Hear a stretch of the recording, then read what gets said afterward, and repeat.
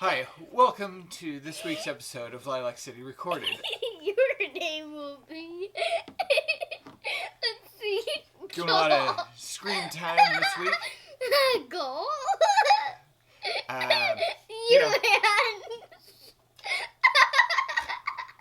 parents, if you could just hang in there, you're doing great. You're skunk. Okay, take it easy. This week I have Mallory Peaks. Okay, take it easy, jeez. She works at DH, which is a local advertising agency, and they found some great research about the quarantine. What friggin' eat? I don't even know what's happening anymore. Completely went off the rails. Okay, take a breath. Jeez, relax. Huh? Oh, please welcome Mallory Peaks. Mallory, welcome. Crazy how we fit 2 couches in here, right? Yeah, thank you. Thanks for having me. You work for DH and you recently posted some research. Really interesting. Can you tell me a little bit about it? Yeah, totally. So we participated in launching this survey with one of our other kind of marketing firm partners. It's a firm called Marketing for Change, and they're based on the East Coast.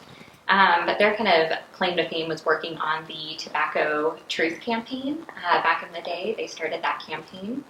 And they do a lot of social change work, and so does DH out here on the West Coast. How did the survey come about? It came about, basically, we were doing the survey with this firm, Marketing for Change.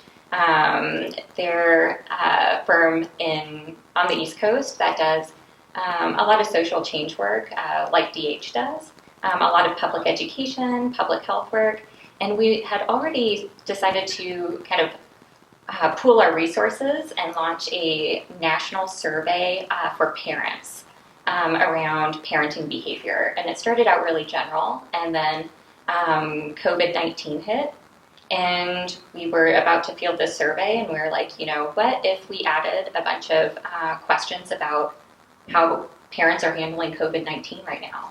And what was kind of cool about this survey is that it's structured where it asks parents about their own behavior, but also about what they think other parents are doing, which is really unique to kind of see points of difference. Wow! Yeah. I had no idea this was somewhat of an accident.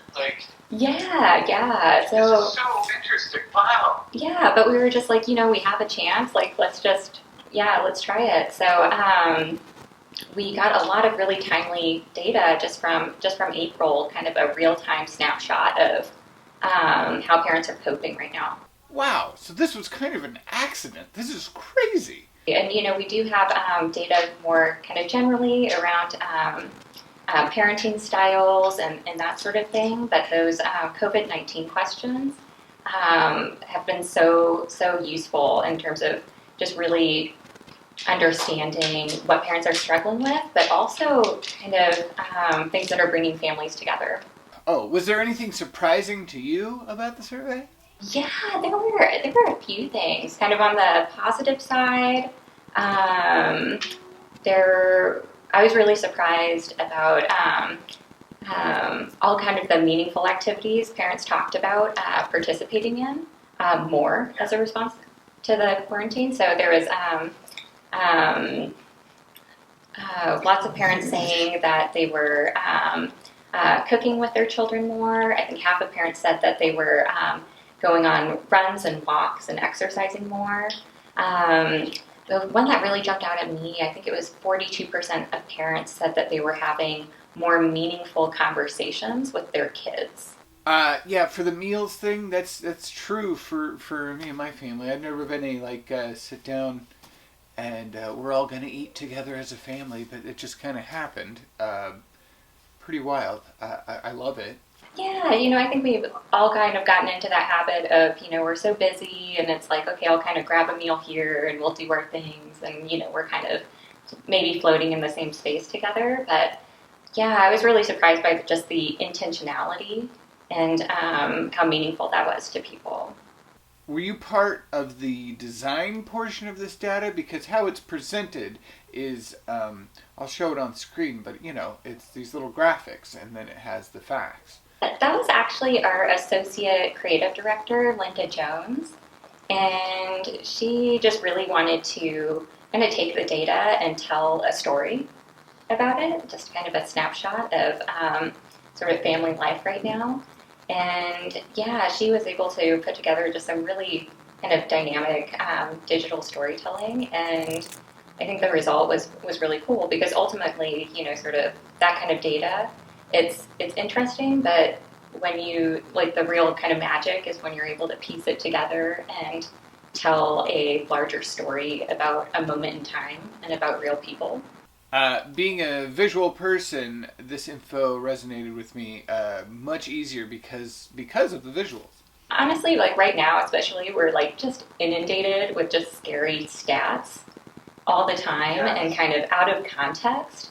And, and part of that storytelling too is just adding like context. Why is this important? What does it say? And being able to visualize that is a just huge talent.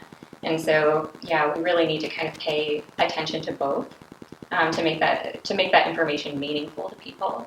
And I know just Linda had mentioned just a kind of pet peeve of hers is seeing sort of digital stories on Instagram and Facebook, like looking the same, and that they need to be kind of modeled on the platform that you're using. And that's just a cool thing just about media in general, sort of understanding kind of the nuances of a platform and really making it tell a story for you. Well, I urge people to go check out DH and look at the info and discover all the other work that you do. Where can people find you? Well, I would just check us out at wearedh.com, and sort of anyone who's working in communications or public health, we post just a lot of information every week around communicating around COVID and kind of best practices and information that we're finding, and we just really like to sort of share that with our wider community. So that's, yeah. Thanks, Mallory. Thanks for coming. Cool. Thank you, Ryan. Thanks for having me. Hey, thanks for joining us for this week's Lilac City Recorded. Tomorrow, Friday, we're going to have our second episode of Lilac City Kids. Hopefully going to be continuing to shoot or to have those premiere on Fridays. So Lilac City Recorded on Thursdays and Lilac City Kids on Fridays. I hope you enjoy it. And again, if you have any kiddos who have a special talent or are excelling in sports or school, please let me know. We'd love to have them on. Well, I'll let Townie know. He has a rigorous, it's a whole thing, but I'm sure it'll be fine.